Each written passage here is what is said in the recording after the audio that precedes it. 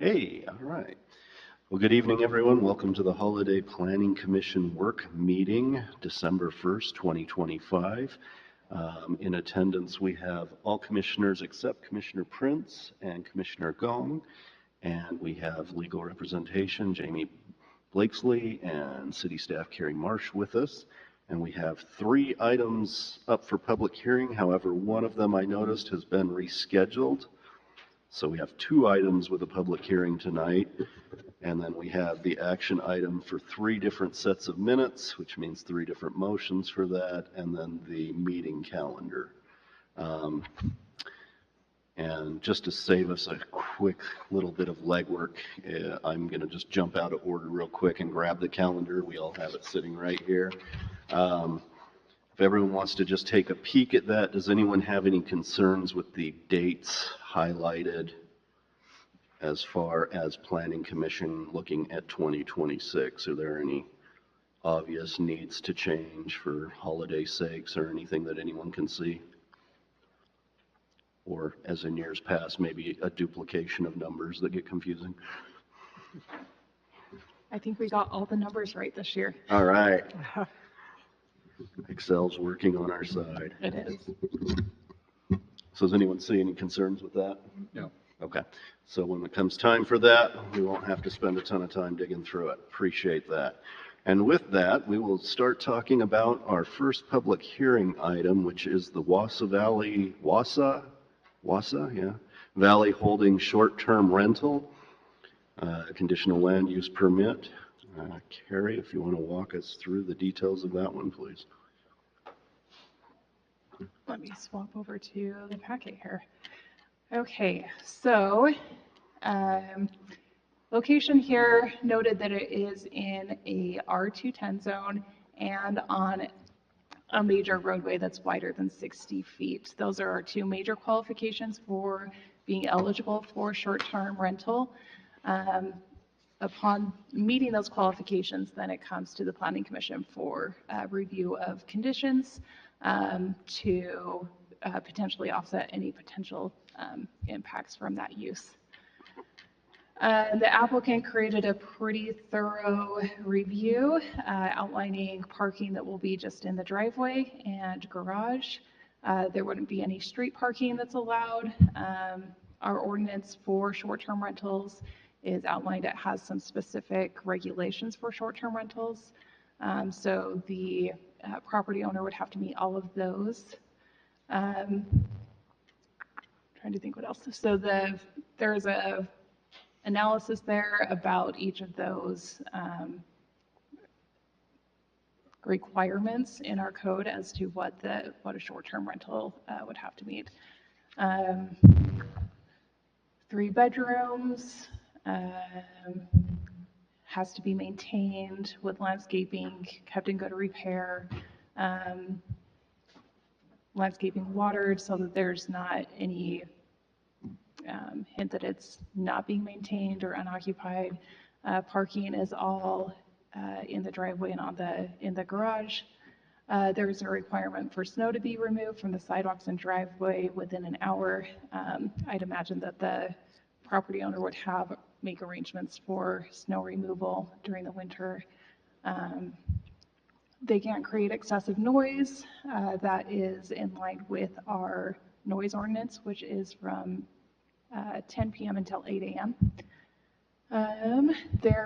You could consider a condition of having some either increased fence height if the neighbors agree, or vegetation, even just potted plants or something that will create some sort of visual and auditory barrier between properties.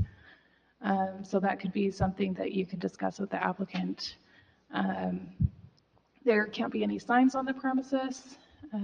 That can be a condition of the approval as well, since that's a requirement. It can't change the appearance of the dwelling to make it not look like a residential property. So appearance as residential property needs to be maintained. And then again, the frontage. So one of the requirements of having that frontage is to keep traffic generated by that specific use on main roads and outside of neighborhoods. So it fits well with that. The fire marshal didn't have any concerns, just making sure that residential egress is maintained so that people can get out if there is an emergency. The firewall that's between the structures is adequate for building code. No other modifications are proposed with the use. Are there any questions from commissioners on, oh, the other thing to note too, in the staff report, I noted easement access. I discussed that with the director, and it's not something that we would need to regulate or take a look at because the access to the property is implied. So this property owner back here that owns the property wouldn't be able to restrict access for this use to this property owner. And there goes my signal again. One question I had, you brought up visual barriers, and it looks like the neighbor to the south of this in the duplex has an awning that goes right up to the property line there. I was just curious, is there any kind of fencing that exists between those two units in that backyard? I am not sure. You could ask the applicant that question. I would assume that there is, and it looks like there is some vegetation back there already. So I think I also discussed in the staff report, having a hot tub is common. That could be a condition, just that any outdoor uses of the property, either barbecuing, outdoor cooking, hot tub use be restricted to within the hours of the noise ordinance. Where's the hot tub? Question? This one. Question? Oh, okay. Yeah. Yes. Commissioner Barron. Okay. Sorry. Is there a maximum number of occupants that you can, so we don't stipulate if they have 100 people coming in and staying here? No, it's restricted by parking. So But they will exceed the building code. That's the only reason I'm asking is safety features. And I know that a number of cities have a restriction on occupancy. So you can't double the occupancy because, anyway, so we don't have any problem with. I didn't have any comments from Okay. the building official about a set number of occupancy, and we don't have anything within our code. We just restrict it to short-term rentals can't be more than 4 bedrooms. I'm not sure what the building code is for occupancy per bedroom. I just know that if you look at code enforcement, maybe not in Holladay, but in other cities where they bring in a lot of people, the noise becomes the factor that suddenly this is an undesirable type of use. Right. And I just was thinking maybe this is another way to maybe help curtail some of that, but okay. Yeah, I think between parking and noise, those would be kind of your triggers for enforcement and looking at potential revocation of the conditional use permit. So whatever conditions you put in the conditional use permit, with compliance with the noise ordinance, compliance with parking only on site, if those become repeated violations, then that would be a situation where we could look at revoking their conditional use permit. Okay. So just to clarify, there's not currently any occupancy code that exists for regular residential use either? I am not sure.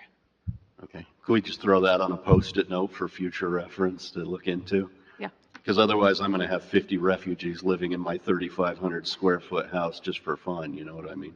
There are regulations on what a single family residence is. There's a lot of Supreme Court case law on the topic. You can't restrict to immediate family, but you can restrict that it's no more than 4 unrelated persons. And that's what you have in your code, and that's consistent with what's in municipal code across the state. That's a little different on short-term rentals because you may have more than 4 unrelated people that would rent a 4-bedroom. I do think it would be appropriate if you wanted to consider as a condition occupancy. You would probably have to postpone your decision until you can get evidence that you'd put in the record related to occupancy, safety, noise, and other things. The tricky thing with occupancy is it's difficult to enforce. For obvious reasons, you don't want to go into people's homes willy-nilly to verify how many people are there. And I think that's the reason why the planners prefer things like parking and noise, because it can be measured and observed without having to go into the home. Sure. I'm just thinking too many vans could fit in that driveway and garage and unload 16 people into a 3-bedroom house, and that would be pretty disparaging I for would anyone agree. adjacent to the property. Yeah, and if it's advertised for more people than what you permit in the conditional use permit, then that could be used as evidence too, of course. Okay. So in our motion, if we decide just to act on it tonight, do we just say, and the occupancy shall not exceed the building code, or Correct, yeah. without, we don't need, so that way we don't need to bring the building official into this to rule basically saying the same thing? I think that's appropriate. Okay. Do we have an application that has a contact person? I hate dealing with companies, especially ones that aren't listed on Google. Yes. So we have a real person who's within a reasonable distance who could respond if the police or someone else needs. Yeah, so the applicant is a person, and they set up a LLC for the property, as is fairly common when you have a second home, or some people just purchase homes under an LLC as the owner. It is a second home, so they don't live local in the area, but that is something that you could have as a condition for local management, or to have a way to provide some immediate response to any potential issues. I'd kind of like that, because especially if they're not within 30 minutes driving distance, or they're in St. George, it really gets hard to deal with, issues and that. So some kind of local emergency contact or response requirement. Yeah, and I believe that's posted in or included in conditions, is having, your rules and regulations for anybody renting the property posted in the property, noise regulations, parking regulations, and local contact or emergency contact type of things.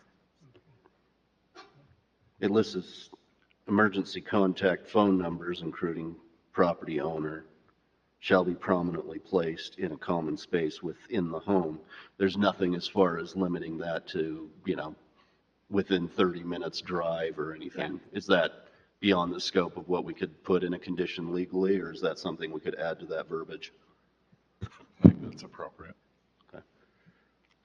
So when it comes to that, that would be, Just out of curiosity, they're currently in compliance, or is that already operating? And that's not why now we have requests, because they were operating. This is a new property owner. okay. Question? Are there, in cases like this, are there any provisions made by which we can, maybe silly question, but notify the neighbors of what their recourse is in the event that there's a violation? How do neighbors know how to react if there's a noise complaint, or if there's a parking violation? Or how do they know what to do? So that's part of the public process. We have a public hearing. All the neighbors were noticed. It was specifically noticed as a short-term rental. The information for conditions, the staff report, everything is made available publicly. The neighbors should or have been reasonably notified of what the potential land use is, and you could make it a condition to notify neighbors of contact information for the property owner so that they know. But largely, if there is an issue at a property for other short-term rentals that we have in the city, those neighbors just know to contact code enforcement. So if there is a noise or parking issue, then they directly contact code enforcement. So neighbors have already been noticed? For this property? Yes. Yeah, Oh, yeah. Since we're having a public hearing, they received a postcard in the mail with the notice. That's, Right. yeah, that first part. but they already know what their recourse is if there's a violation? Well, and I'm sorry, I don't mean to jump in, but if there's a violation of any ordinance, regardless of whether it's a short-term rental or not, then that would just be code enforcement, call the cops, right? Okay. Like you go over, you knock on the door, you say, hey, keep it down, they say, screw you, okay, do, code enforcement, come get these guys, problem solved. Okay. Not that our neighbors in Holladay do anything like that, because we all get along and swimmingly, but that's just, seems to be the general American consensus on Okay. handling those. So I don't know we need to do anything special because this is Okay. a short-term rental, if Okay. that makes sense. Okay. Good question, though. Other questions are about the conditions, or do we feel like the conditions the staff has presented, 10 of them, if we include the occupancy, you feel like those pretty much address all the concerns with this one? And we can talk through that further, but, okay. Any other questions on item number 1?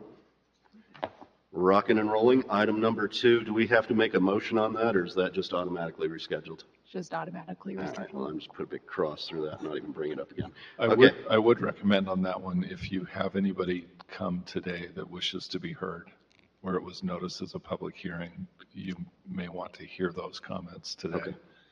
And then you can elect to close the public hearing and simply take up action at your next meeting, or if you wish, you can also continue the public hearing to your next meeting. If you continue the public hearing to the next meeting, you will need to state the date of that meeting in your motion.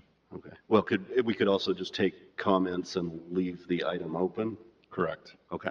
Yeah. So if anyone shows, I'll ask if anyone's here for item number 2. We'll take comments and then just leave it open if that's the case. Yes. Okay. And the change on that one too, just for some context as to why it's rescheduled, is when myself and the property owner looked at what their kind of proposed use is that the C1 zone wasn't the best zone. So the renotice will be for the PO zone instead of the C1 zone.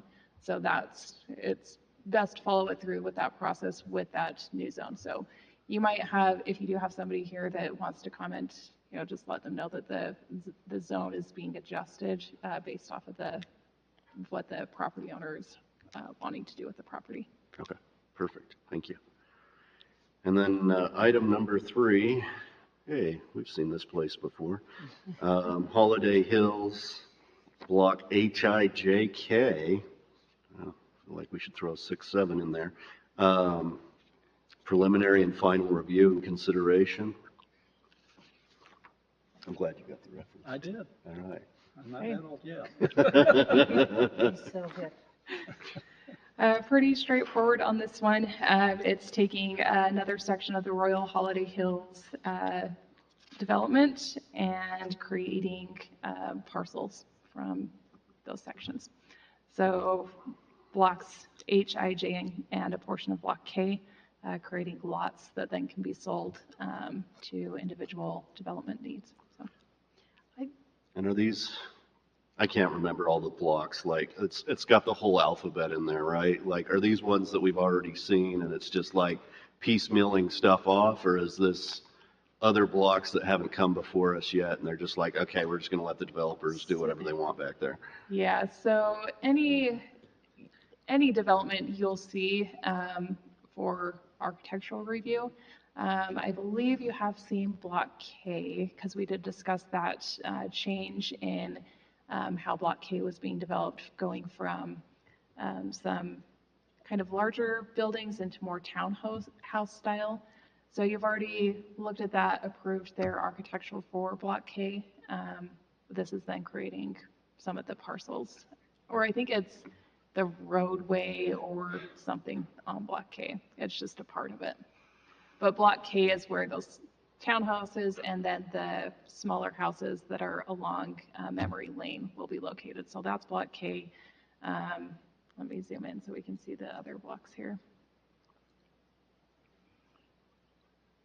So you've got block H, which is Well, these are the internal blocks. Yep, you've got block I here. This is block H. And then block J is this one. And then a portion of block K. So the next page has those individual parcels, how they're being chunked up essentially. So it's one big piece known as the block and being separated into individual parcels. I can't remember. Are these the commercial blocks? Yes, yeah. Okay.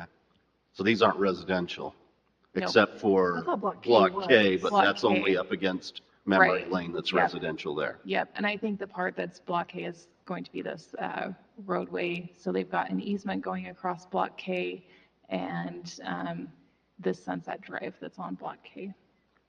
Do they know that their road flows over into a public road that they don't want touching their roads?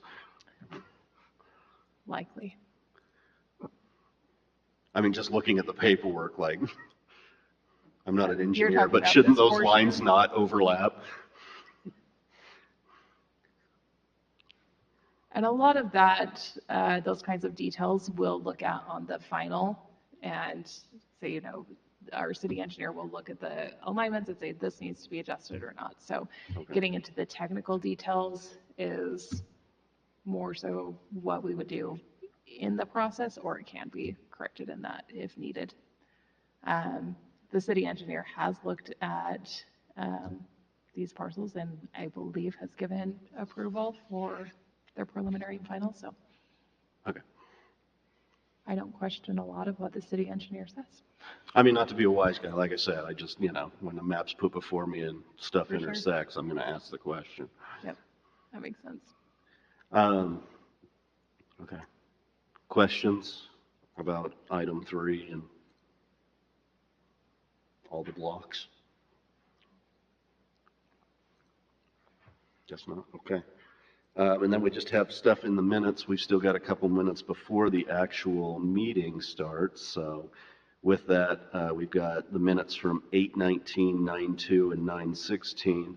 The minutes on 9:2, the recording didn't go as planned, and so Carrie rapidly pulled everything out of memory and put it on paper so we have some kind of record of it. Thank you, Carrie, for that. That said, was there anything that was not outlined? Well, let me just ask this first. Were there any concerns or corrections that anyone saw for the meeting minutes on 8:19 that were here? No. Or watched it and felt like it was missed? Okay.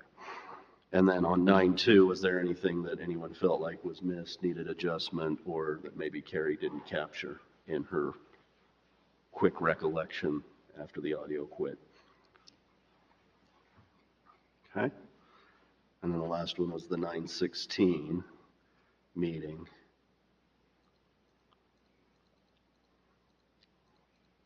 That one was kind of recent. Hey.